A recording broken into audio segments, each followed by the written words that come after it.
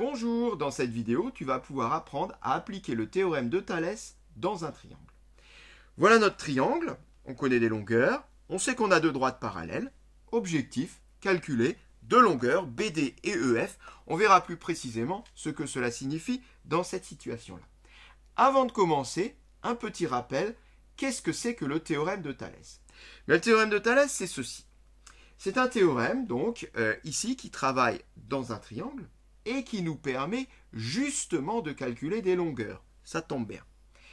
À une condition essentielle, c'est celle qu'il faudra toujours s'assurer qu'elle est bien vérifiée, c'est qu'on a deux droites ou deux segments ou deux côtés parallèles.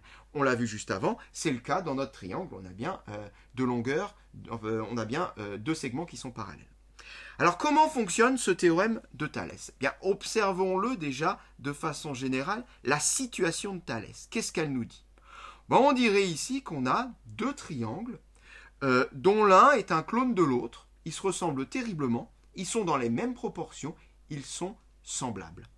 Lesquels? Eh bien, le triangle vert à l'intérieur, AB'C', le petit, et le triangle bleu à l'extérieur, ABC, le grand. Ces deux triangles-là ont des côtés qui sont 2 à 2 proportionnels. Puisqu'ils sont semblables, les côtés sont dans les mêmes proportions, ça paraît évident.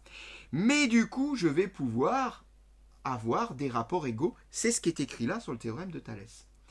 Ceci, bien sûr, à la condition qu'on ait nos deux droites parallèles qui sont là, c'est marqué en rouge dans le théorème, B'C' et BC. Ça, c'est la condition qu'il faudra toujours annoncé dans un exercice quand tu appliques Thalès. Alors, comment construire ces trois rapports égaux? Il suffit à chaque fois de prendre en haut les côtés du petit triangle, en bas les côtés du grand triangle. On peut tout inverser si on veut, ça marche aussi, mais bon, il faut faire un choix. Donc, disons qu'on va prendre en haut les petits, en bas les grands. Et on va faire ça comment? On va à chaque fois les prendre 2 à 2 lorsqu'ils se correspondent. Par exemple, je prends le premier, AB'. Qu'est-ce qui correspond à AB'?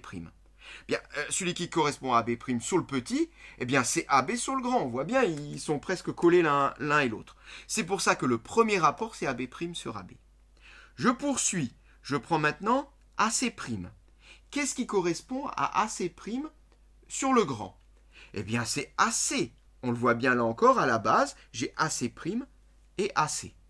Donc, AB' sur AB est égal à AC' sur AC. Je finis ces trois rapports, Thalès, c'est normal parce que 3 côtés.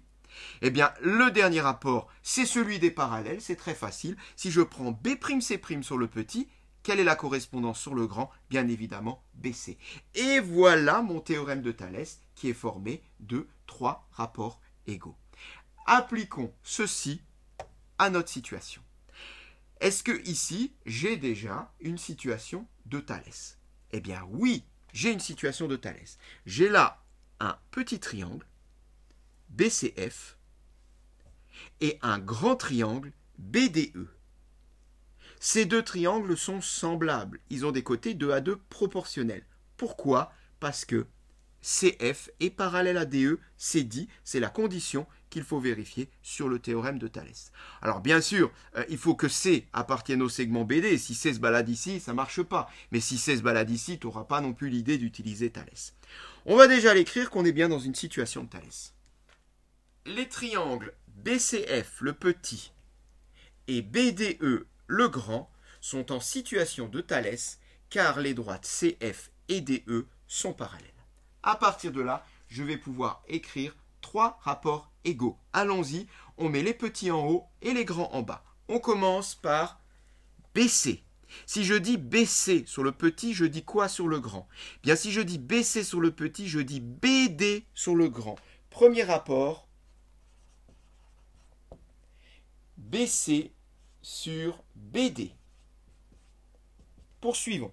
Deuxième rapport, j'attaque un deuxième côté sur le petit. Si je dis BF sur le petit, je dis quoi sur le grand? Si je dis BF sur le petit, je dis BE sur le grand.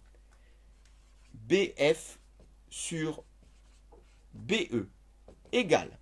Troisième rapport, je prends maintenant CF sur le petit. Si je dis CF sur le petit, je dis bien évidemment DE sur le grand. Ce sont nos deux droites parallèles. Voilà, j'ai mes trois rapports égaux grâce au théorème de Thalès, je vais maintenant pouvoir calculer BD et EF, au fait, c'est vrai, j'ai à calculer ces longueurs. BD est ici, ça tombe bien. EF est nulle part. EF, au fait, EF, il est où sur la figure? EF, il est ici. C'est normal que EF est nulle part dans Thalès, parce que EF, c'est pas un côté de triangle, EF. Donc, vu que Thalès n'applique que des côtés de triangle, je ne vais pas pouvoir avoir EF ici. Mais c'est pas grave, parce que je n'ai pas EF dans mon Thalès, mais j'ai BE dans mon Thalès. Or, si j'arrive à calculer BE, par soustraction, j'obtiendrai EF, on le verra à la fin. Donc ça va marcher. Qu'est-ce qu'on va faire maintenant? Eh bien, comme toujours, lorsqu'on a une formule, on remplace toutes les longueurs connues dans la formule. Allons-y. BC. BC fait 4, j'écris 4. BD. BD, c'est celui que je cherche, donc je le recopie. Égal. BF. BF fait 4,5, j'écris 4,5. BE.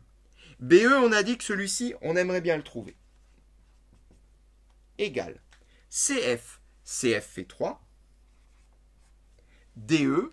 DE fait 7. Et bien voilà. J'ai maintenant ici mes trois rapports, mais avec les longueurs connues. Calculons, eh bien, ces longueurs. Calculons. Alors, c'est parti. Eh bien, on va calculer BD et on va calculer BE. Alors, peu importe l'ordre. Commençons par calculer BE. J'ai ici 1, 2, 3, 4 nombres, dont 3 connus et le quatrième inconnu. Règle de la quatrième proportionnelle ou produit en croix qui consiste à multiplier sur la diagonale avec deux nombres connus, puis diviser sur la colonne avec deux nombres connus, et j'obtiens le quatrième nombre. C'est la méthode conséquence du produit en croix. Je multiplie sur la diagonale comme me fait penser le symbole de multiplication. Je divise sur la colonne comme me fait penser le symbole de division, et j'obtiens le nombre cherché, soit BE égale 4,5 multiplié par 7 divisé par 3. Eh bien, si tu effectues 4,5 fois 7 divisé par 3, tu vas trouver 10,5. Ok. Eh bien, on poursuit. Maintenant, on va calculer BD. BD égale. Alors, on va faire pareil. Je vais prendre, par exemple, ces 4 nombres. Je cherche BD. Je connais 4. Ah, je ne connais pas BE. Si, maintenant je le connais puisque je viens de le calculer ici. Donc là, vu que c'est une valeur exacte, on peut même carrément remplacer et mettre 10,5. Et je connais ce nombre-là. Eh bien, BD égale à 4 multiplié par 10,5 divisé par 4,5. Je multiplie sur la diagonale, je divise sur la colonne. Eh bien, si tu effectues tout ceci, alors là, ça ne donne pas une valeur exacte, ça donne environ 9,3. On peut donner une valeur exacte si on le veut. Bon, ici, on va s'arrêter à une valeur approchée. J'ai donc BD, j'ai donc BE. Regardons, qu'est-ce qu'on cherche? On cherchait BD. Donc, pour BD, c'est réglé. Et on cherchait EF. Ah, là, c'est pas encore réglé. Moi, je cherche cette longueur. Mais j'ai BE, c'est-à-dire j'ai cette longueur, qui est de 10,5. Bon, je pense que tu as compris. Ça va aller très vite. Si je cherche EF, connaissant BE et connaissant BF, il suffira de faire 10,5 moins 4,5. Ceci donne 6. Et tu obtiens la longueur EF demandée, qui est donc égale à 6. Cette fois-ci, c'est une valeur exacte. Et cette séquence est terminée.